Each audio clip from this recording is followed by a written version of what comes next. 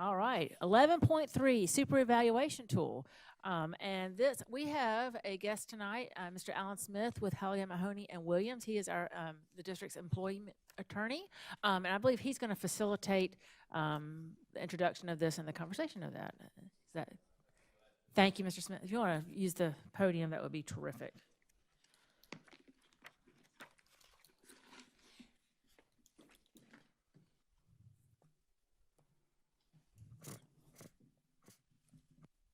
And I'm glad to be here this evening. Evaluating the superintendent is one of the important functions that you as a board do. And superintendent evaluations around South Carolina have gone through an evolutionary process over the years. Many years ago, superintendents were evaluated throughout the state with written formal instruments, evaluation instruments. And then over the years, the process evaluated. There was some interest on some parts of the state to encourage open, candid, and frank discussions among board members without putting everything into a formal written instrument.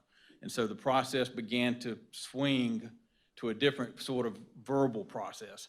And that's the process that was written into Dr. Little's contract when he was hired here in 2016. The process of establishment of goals, the preparation of a narrative 3 weeks prior to the evaluation meeting, a meeting where you have a discussion among board members about the evaluation, and that's followed up with a written summary that's prepared and presented to the superintendent and released to the public. That's been the process in this district as well as in many other districts in South Carolina for many years.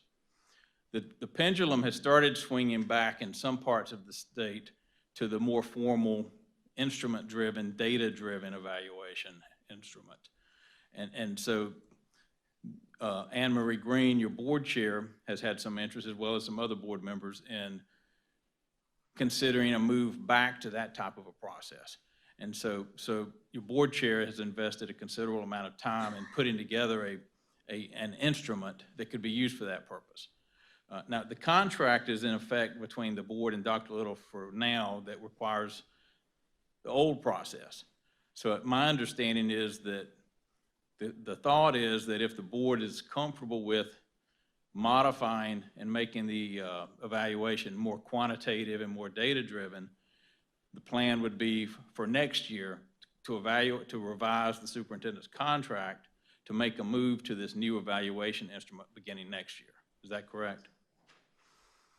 And I'll just add, I think, based on some conversations that I had with members of the board during the spring, there was interest among board members, in addition to myself, of moving towards this more quantitative, instrument-driven evaluation, like Mr. Smith said. And because Mr. Smith, Dr. Little and I talked, and then I reached out to Mr. Smith because he facilitates superintendent evaluations for a number of other districts, and asked him for some recommendations of some instruments and processes that he has seen work very well. And so he provided some samples to me, 5 or 6, I believe, and I shared those with Dr. Little, and just to, for him to, what do you think would work, what do you think would not work? And the one that he and I both came back to was an instrument that is basically the model, the template superintendent evaluation introduced by the American Association of School Administrators several years ago. And it's the instrument that in process that Richland 2 has used for the last few years for their superintendent. And I've talked at length with their board chair, and Dr. Little has talked at length with their superintendent, and we both got feedback that it works very well for both the board and the superintendent. And so I took that AASA model and typed it up and added a few additions to it.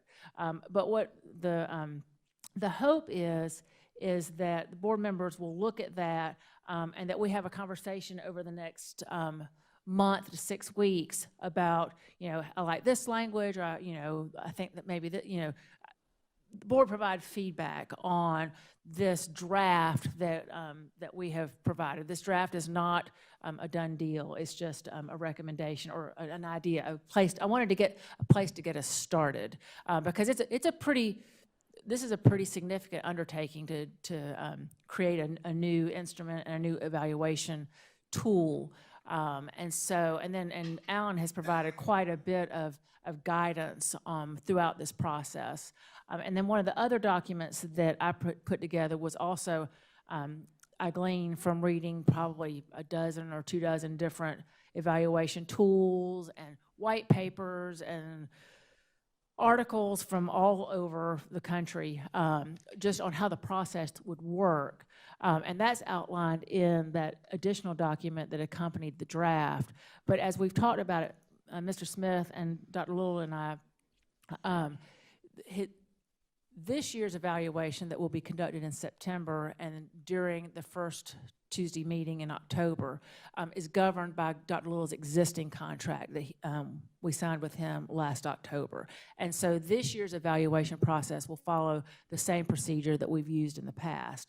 But the hope is that the board can, that we can agree on really a significant portion of the new evaluation instrument so that in September, when we are doing the evaluation, Dr. Little's evaluation, as we have in the past, we'll have this new instrument and this new process in our minds, just so we can kind of do a little bit of a parallel process, just to kind of see how the new instrument would work and where the pieces fit in, because it won't be a significant change in the substance that Dr. Little provides, just the form of the substance is going to be different. Instead of providing us a 13-page single-spaced narrative, it will be a template that outlines performance objectives and performance indicators that will he will provide evidence to us that support his performance and the district's progress during the year to those goals that we set. And then in October, when we conduct his evaluation and sign his new contract, that will initiate a new contract year using the new instrument and the new process. So that's why we needed to get this going soon, because we have several months of work to do to get to October when this basically goes live. Is that right, Mr. Smith? That's correct, yes. And so that's why this is in the document that's been provided to you at this time, kind of is for information. But my hope is, and Dr. Little's hope is, that over the next few weeks, that board members, that you'll look at the draft and really provide feedback and suggestions. And we will pull those together and kind of go through those and incorporate them and discuss them as a group at our next board meeting, and make the changes with an eye towards eventually revising the contract so that it reflects this new process. Correct. Dr. Little, did you want to make any comments?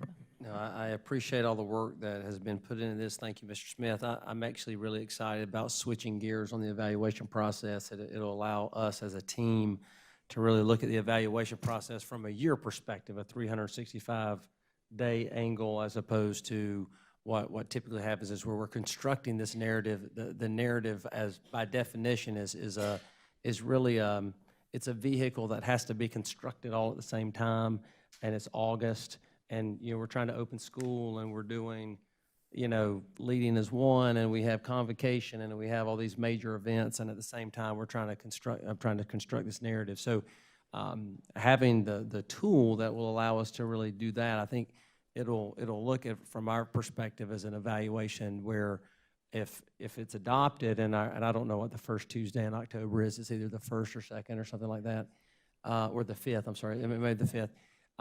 The October 5th, if that's adopted upon the completion of this evaluation, we really could start working on next year's evaluation technically on October the 6th. And so that helps kind of broaden that view out for the year. So I'm really excited about switching to new kind of tool.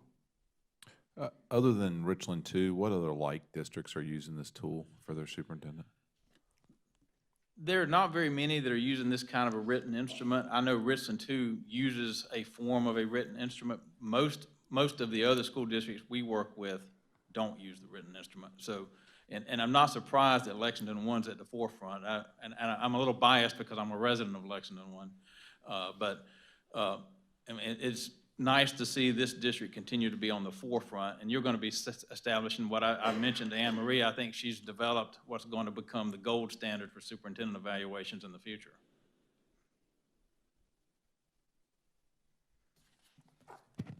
Board, do you have any other questions for me or Mr. Smith or Dr. Little on this? Again, this is,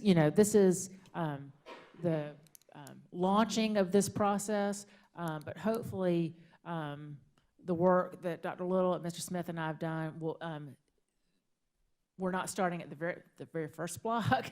Hopefully we're starting a little ways down the road, but again, this is provided to you for feedback, because this is definitely something that the whole board is involved in, and that we want to make sure that it's an instrument and a process that is effective for us, and an effective method for us to provide feedback to the superintendent.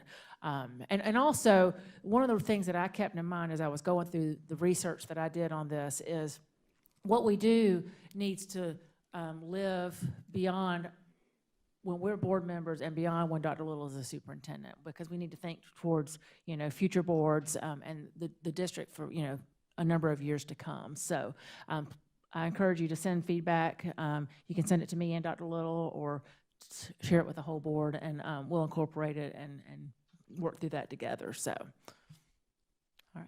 Anybody have any questions? I just have a comment. I just want to say thank you for all the work put into this. Like, this is a great beginning, and I mean, it's really not even a foundation, it's a whole project, so I'm looking forward to it. Thank you. Thank you, Mr. Smith. Thank you.